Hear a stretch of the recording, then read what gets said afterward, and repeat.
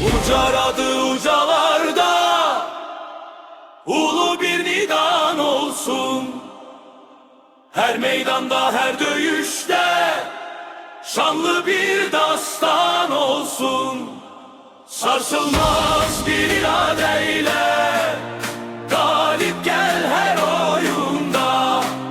Zafer marşı seslensin her adımında, yolunda.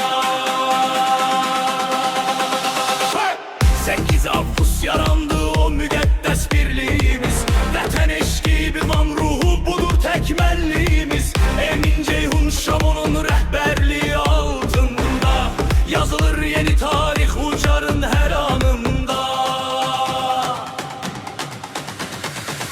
Ruben, Kamran, Vüsal'la hücumdadır fırtına. İlham, Mahir, Nəsiblə çıxırıq biz meydana.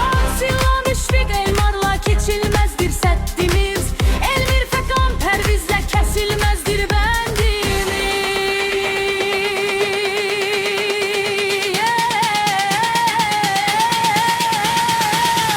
Ucar qələbə! Ucar adı ucalarda, ulu bir nidan olsun.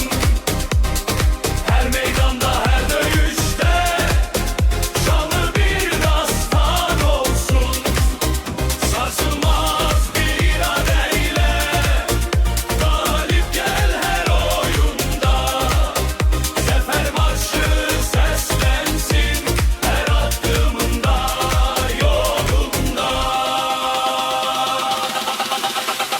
Şenlik, Efkan Babəklə zərbəmiz çox kəskindir. Orhan, Fərid Elgünlə ruhumuz çox dərindir. Anar Vasif Xaliqlə Hüseyn Rahib can qoyar.